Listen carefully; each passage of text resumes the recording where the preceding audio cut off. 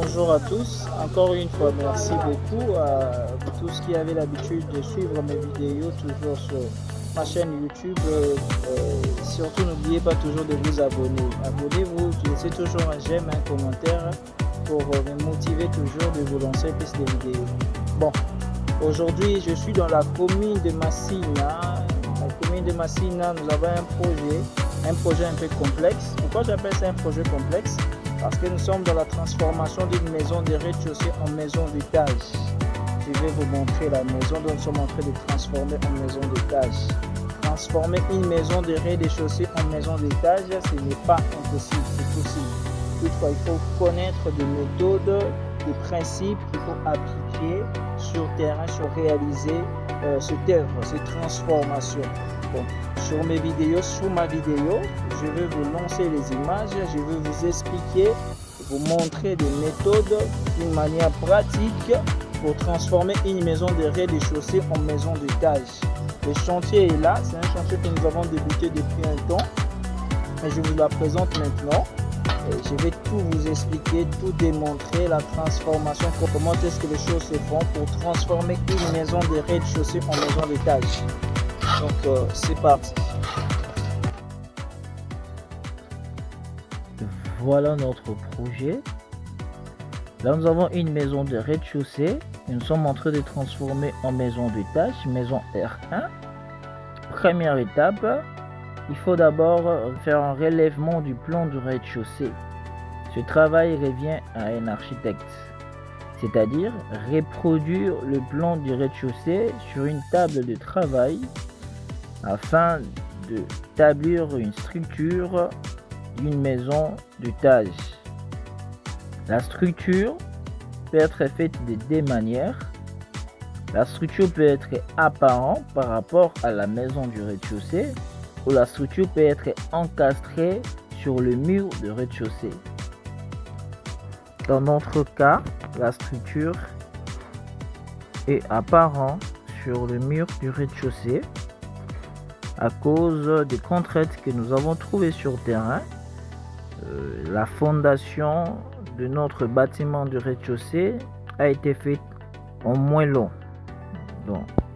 D'où une fondation faite en moellon. Au moment où nous sommes en train de démolir, de casser le moellon, ça peut causer des dégâts au niveau du rez-de-chaussée. Car je tiens à signaler que la maison du rez-de-chaussée ne sera pas démolie. La maison du rez-de-chaussée a des petites modifications. Pour ne pas bouger la structure ou la maison du rez-de-chaussée, nous avons dû poser notre structure d'une manière apparente. Vous pouvez voir, le long green passe juste au-dessus de notre fondation du rez-de-chaussée faite en moellon. Même aussi des socles ou des colonnes passent juste à côté du mur du rez-de-chaussée. Toutefois, pour éviter de toucher le moellon qui est la fondation de notre maison du rez-de-chaussée. Mais si la maison de votre rez-de-chaussée, la fondation a été faite en bloc plein ou en bloc creux, vous pouvez encastrer votre structure sans causer des dégâts. Au cas où vous décidez d'encastrer votre structure, la fondation doit être en semelle isolée. La fondation doit être en semelle isolée, c'est-à-dire vos socles doivent être isolés. Tel n'est pas le cas sur ce projet, car ce projet, nous sommes dans une semelle filante où nous trouvons des socles qui se raccordent, qui se réunissent par la longue ligne. Au cas où vous décidez d'encastrer votre structure sur le mur du bâtiment du rez-de-chaussée, vous devez faire le choix d'une fondation aux semelles isolées. Tel n'est pas le cas dans notre projet, car nous avons utilisé un type de fondation aux semelles filantes. Comme vous le voyez sur les images, il y a la longue ligne qui passe au-dessus de notre fondation en moellon et il y a des colonnes qui passent juste côte à côte, qui montent juste côte à côte avec le mur du rez-de-chaussée. Tout ça pour éviter de toucher la structure du rez-de-chaussée. La longrine est là. Il y a les niveaux. Nous allons rembler la maison du rez-de-chaussée afin de monter en niveau au rez-de-chaussée.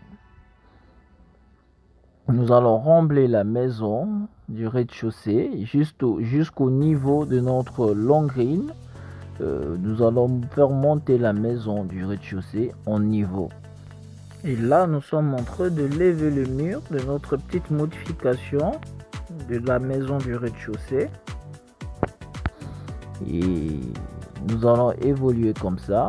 Soyez toujours connectés pour suivre l'évolution de la transformation de cette maison de rez-de-chaussée en maison de tâches, pour le suivre de près.